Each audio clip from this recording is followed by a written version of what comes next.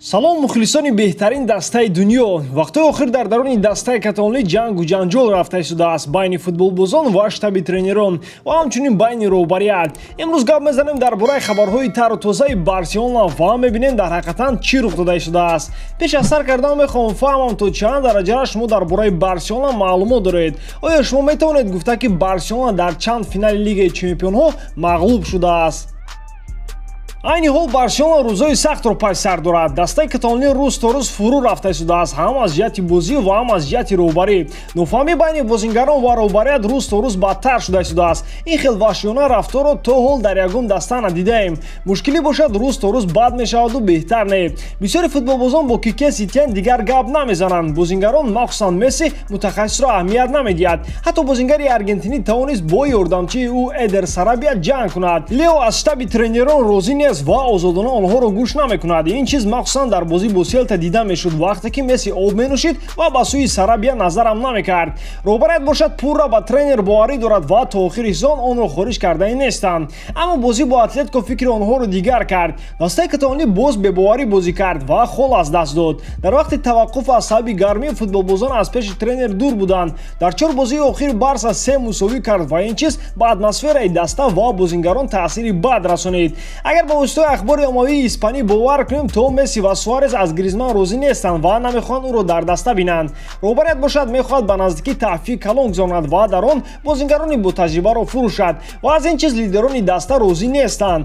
кризи молиявӣ бошад нишонаи худро низ дар ин ҷанҷол монд. Барса барои Мартинес ва дигар бозингарони нав пул надорад ва аз ин чиз Месси хашмгин аст ва мешуморад ки роҳбарият кори худро иҷро карда наметавонад. ин сезонро танҳо ғолибият дар чемпионат ё ин ки Лигаи чемпионҳо ёрӣ медиҳад. аммо ба бозии каталониё нигоҳ мекунӣ ва ба худ мегӯӣ ки ин корро кардан хело мушкил хоҳад буд. ин тобистон Барселонаро дигаргуниҳои калон интизор аз сар карда аз роҳбарият ва анҷоми он тренер ва состави нав мебошад.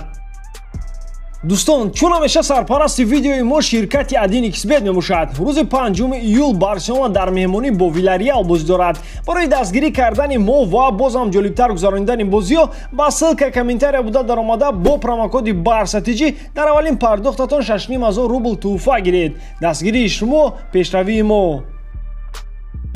чӣ ки бинои марка менависад хоҳари Гризман ки агенти ӯ мебошад ба наздикӣ бо роҳбарияти Барселона вохӯрӣ мегузаронад. дар он ҷо ӯ ояндаи бародари худро ҳал хоҳад кард ки то ҳол маълум нест. Антуан ба майдон вақтҳои охир кам мебарояд. дар бозӣ бо Атлетико бошад ӯ дар 90 дақиқа ба майдон баромад. мо мехоҳем хотиррасон кунем ки ба наздикӣ падари ӯ ба Кике Сетьен ҷавоб дод. пеш аз сухан гуфтан шумо бояд калиди мошини боркашро дошта бошед, аз шумо бошад дар он ҷо мусофирен. падари ӯ ба ин суханҳояш мефаҳмонад ки ба наздикӣ Сетьен хориҷ карда мешавад, яъне ӯ дар он ҷо муваққатӣ аст. ҳамчунин воситаи ахбори оммавӣ овоза бароварданд ки Гризманро метавонанд дар трансфери Лаутаро Мартинес аз Интер ҷамъ созанд ки ӯро Барса хело боз мехоҳад дар дастаи худ бинад. асоси дар ин таърих аз ҳама бисёр дили ман ба Антуан Гризман месӯзад. аз лидери Атлетико ӯ дар ин ҷо ба бозингари нолозим мубаддал гашт. ӯ то ҳол футболбози уровни баланд аст ва гузариш ба Интер варианти хуб мебошад. намехоҳам Барселона боз як истеъдоди дигарро хорузор кунад ба монанди Каутиньо. Антуан метавонад дар дил худ даста лидер шавад. барои ҳамин Гризман бояд ояндаи худро тезтара гал кунад. бале, Барселона ин Барселона аст, аммо ба фикрам Антуан трансфери худро дар ин ҷо дигар хел тасаввур мекард. чизе шудагӣ шуд. футбол ҳатто моро дар ин хел ҳолатҳо ҳайрон мекунонад. шумо дар ин бора чӣ фикр доред дӯстон? ҳатман фикри худро дар комментария нависед. мо бошад давом медиҳем. хабаре ки ҳамаи шуморо ба ҳайрат меоварад. капитани Барселона Лионел Месси нақша дорад ки дастаро дар соли 2021 тарк кунад. тибқи маълумоти Кадена Сер ҳамлагари 33 сола танҳо ҳамин вариантро нигоҳ дорад, нигоҳ накарда ба оне ки клуб бо ӯ дар бораи шартномаи нав маслиҳат кардааст. нокомиҳои охирини дастаи каталонӣ сабаби он шуд ки бозингари аргентинӣ дар бораи тағйирот фикр кунад. Кадена Сер менависад ки Месси ба одамони наздик ва дӯстони худ аз Барселона хабар додааст ки намехоҳад барои Барселона як бори вазбин бошад. Месси аз ғайбатҳои сомонаҳо дар бораи он ки ӯ дар даруни даста одами калон аст ва ҳамаи нақшро ӯ бозӣ мекунад хаста шудааст. ҳамлагари инчунин аз он норозӣ аст ки муддати тӯлонӣ дар Барселона онҳо натавонистанд лоиҳае таҳия кунанд ки даста дар асоси муқаррарӣ ғолиб ояд. оё ин хабар рост аст ё ин ки не? шумо худатон қарор бароред. ман танҳо шуморо аз хабарҳои нави Барселона огоҳ мекунам. лекин донед ки бе Месси Барселона ба монанди Арсенал, Милан, Манчестер Юнайтед хоҳад шуд ва онҳо дигар барои ғолибияти Ла Лига ва Лигаи чемпионҳо рақобат намекунанд, балки барои афтодан дар топ 4.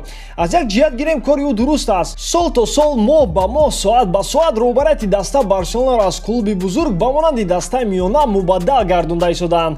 Ё ин тобистон Бартомео аз президентӣ меравад, ё ин ки дар Барселона ҷанги калон рух медиҳад. Дигар ҳеҷ чиз ва ҳеҷ кас ин Барселонаро айни ҳол ёрдам дода наметавонад. На Хави, на Гвардиола, то он вақте ки президенти ин даста Бартомео мебошад. Ба ҳамин видеои имрӯза тамом. Барселонаро дӯст доред ва канали БАРСЕТиҷиро дастгирӣ кунед. Дастгирии шумо, пешравии мо. Бо шумо буд Муҳаммад Гаиров. Хай дар паноҳи Аллоҳ.